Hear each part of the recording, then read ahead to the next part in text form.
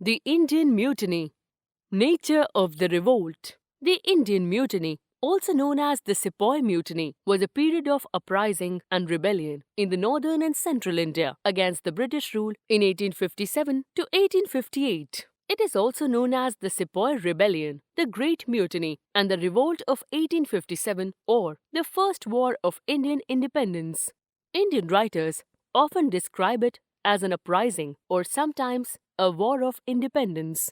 The Revolt of 1857 is one of the most glorious events in Indian history. The Revolt of 1857 started with the mutiny of the Sepoys of Bengal Army in Meerut on 10th May 1857. As a mutiny of Sepoys, Indian soldiers of the company's army, it soon spread to other parts of the country. Thousands of peasants, artisans, and common people joined the Sepoys and made a gallant effort to end the foreign rule. But this revolt was not a sudden occurrence. It was actually the culmination of accumulated grievances of Indian people against the century-old British oppression. Though there were many revolts, but they were localized and easily suppressed. The discontent among the people was mounting, which just needed a spark to light the fire of the greatest revolt of the century, which shook the British and forced them to revamp their attitude towards the Indian administration.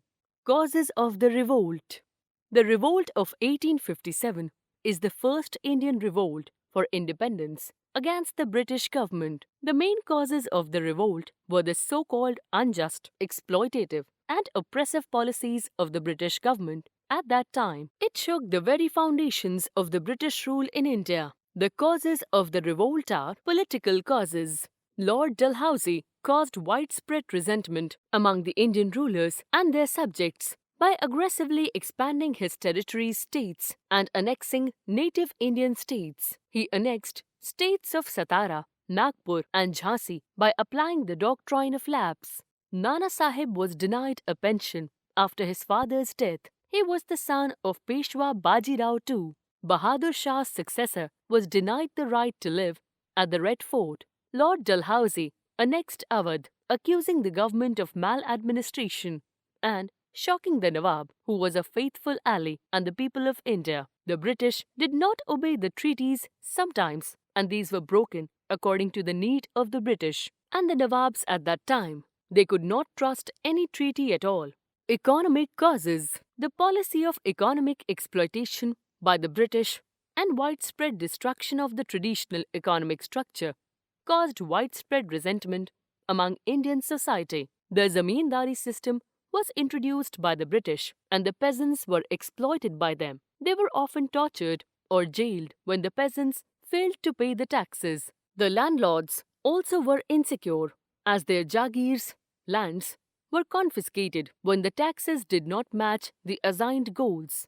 The interests of India were not the first priority of the government. They came to India for economic profit, which was the main priority. The traditional industries collapsed under the pressure of industrialized fields. No measures were taken to improve the conditions of the peasants and the artisans. The annexation of Indian states was followed by large-scale unemployment and economic distress, as a large number of court officials and others lost their means of earning. All the poets, artisans, etc., working under these rulers lost their jobs. Social and religious causes.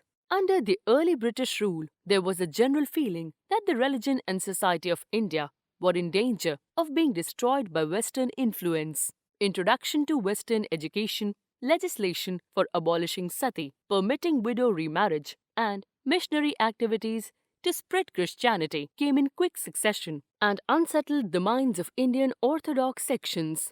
Social reforms by the British were hated by the Indians, who took it as a mark of British interference in the political affairs of India. The efforts of missionaries to convert people to Christianity also angered the Indians. The introduction of Western education undermined the position of the traditional teachers and teaching methods in India. The introduction of railways, telegraph, and post, though good for the society, gave birth to doubts and fear among the poorer and illiterate section of the society.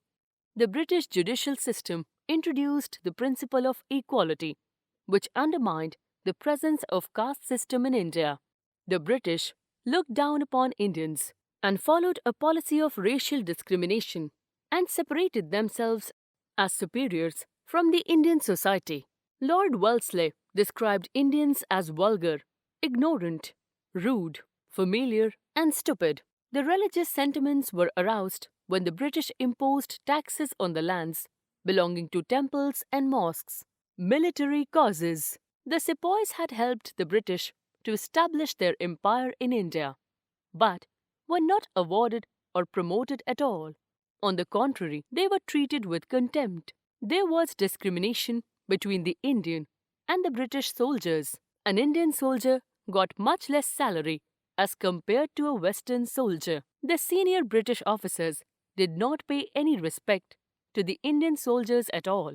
An act passed in 1856 that made it compulsory for all troops to serve overseas hurt the feelings of the soldiers, as Hindus believed that overseas travel would lead to a loss of caste. After Awadh's annexation, the army was disbanded and a lot of soldiers lost their livelihood, which led to general anger against the British. The Indian soldiers were much more in number as compared to the British soldiers. In 1856, the number of Indian troops was up to 5 times as compared to the British troops. This also encouraged the sepoys to rise against the British. The immediate cause, the final blow to their religious sentiments came when the British introduced the New England rifle, whose cartridges were reportedly greased by cow fat and pig lard. The bullets had thick paper covering, which had to be bitten off before loading, believing that the fat of cow or pig might have been used to grease these. Both Hindu and Muslim sepoys refused to use them, as this would offend their religious tradition. On 29th March 1857, Mangal Pandey, a sepoy at Barakpur, refused to use the cartridge and attacked his senior officers. He was hanged to death. On 9th May 1857, 85 soldiers refused to use the new rifles and were sentenced to 10 years' imprisonment. Other sepoys rose in revolt, burnt the barracks, and killed many British officials. This is how the Great Revolt started. On 10th May 1857, at Meerut, the sepoys stormed the jail and freed their comrades, shot their European officers, set their bungalows on fire, and cut the telegraph line to Delhi. Main centers and leaders of the revolt. Delhi. The next morning, the sepoys marched to Delhi, where they were joined by the local sepoys. They killed the European officers and captured the city. On 11th May 1857, Bahadur Shah too was persuaded to accept the leadership of the revolt. General Bakht Khan, leader of the Mughal army, stationed at Bareilly, also rebelled and along with his troops marched to Delhi. Thus, what had started as a mutiny soon turned into a revolution. Sir John Nicholson, commander of the British forces, with the help of some Sikh soldiers, succeeded in recapturing Delhi on September 20, 1857. Bahadur Shah was captured and deported to Yangon, Rangoon, and his 2 sons were shot dead by Lieutenant Hodson. Bahadur Shah later died in 1862. Kanpur. The revolt at Kanpur was led by Nana Sahib, the discontented adopted son of Peshwa Bajirao II. Along with the sepoys, he was able to capture Kanpur after expelling the British. He declared himself the Peshwa. The troops of Nana Sahib were led by a loyal and gallant leader, Tatya Tope. Azimullah, another loyal official of Nana Sahib, had also contributed to the success of the Indians over the British. Nana Sahib's heroism, however, is often criticized because he cunningly killed a British general, even though he had promised to protect them. Lucknow. In Lucknow, the revolt was directed by Begum Hazrat Mahal of Awadh, who declared her son Birjiz Qadr as the Nawab of Awadh. Mutineers in this region were very strong and besieged the British residency for 5 months. Maulvi Amanullah of Faizabad was another remarkable leader of this region. After the capture of Lucknow, he led the revolt to Rohila Khand and fought bravely until he was treacherously killed by an Indian king. Jhansi. In central India, and Bundelkhand. The leader of the rulers was the young Rani of Jhansi, Lakshmi Bai. She was perhaps one of the greatest heroines of Indian history. According to the British historians present at that time, she was the best and the bravest of the leaders of the revolt of 1857. Dressed in male attire, she fought like a true soldier with unprecedented courage and military skill. With the help of her associate Tantia Tope, she captured Gwalior. When the British attacked it, she fought back gallantly till she died on 17th June 1858. Bareilly. At Bareilly, the capital of Rohilkhand, the sepoys revolted and declared a Rohilla chief as the governor who was in power till the city was captured by the British. Western Bihar. Kunwar Singh, the 80-year-old landlord of Jagdishpur, was the most outstanding military leader of this region. He fought bravely till his death in 1858 when his brother Amar Singh took the lead. The greatest heroes of the revolt were, however, the thousands of sepoys, peasants, and the artisans who joined them and fought valiantly with unprecedented courage. In some places, the civil population rose in revolt even before the sepoys did. In fact, the participation of the peasants, artisans, and general population gave the revolt its real strength and the character of a popular uprising. Suppression of the revolt. Though the Hindus and Muslims fought shoulder to shoulder and people made a heroic effort, the revolt was suppressed by the end of 1858. Delhi. Delhi was captured by the British by September 1858. Bahadur Shah Zafar was imprisoned and was exiled to Burma. With his death in 1862, the Mughal dynasty came to an end. His sons were killed by the British. Kanpur. Nana Sahib was defeated by the British. Refusing to surrender, he escaped to Nepal in 1858. Nobody ever heard of him again. Gwalior. Tantia Tope carried on guerrilla warfare in central India in 1859. He was betrayed by a zamindar in whose house he was taking shelter. He was hanged after a hurried trial in 1859. The Rani of Jhansi died on the battlefield. By 1859, all the prominent leaders of the revolt were either dead or captured. John Lawrence and Campbell, two commanders, by their exemplary courage and military techniques, brought the situation under control. The British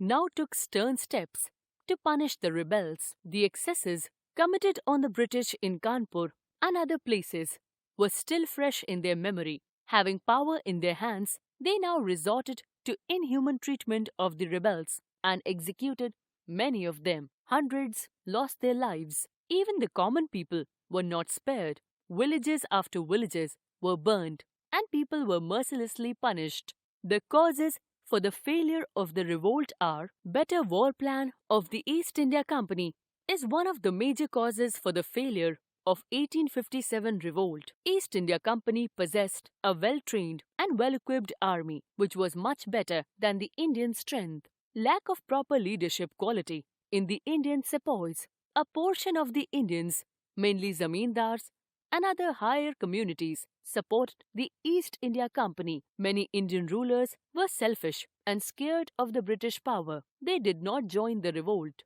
Results of the revolt. The Great Uprising of 1857 was an important landmark in the history of modern India. The revolt of 1857 had come as a great shock to the British. The proclamation of Queen Victoria was an attempt to pacify the feelings and sentiments of the Indian people and to convince them that their interests were now safe under the rule of the British Crown. After the revolt, the English East India Company's rule came to an end. The administration of India was taken over by the British Crown.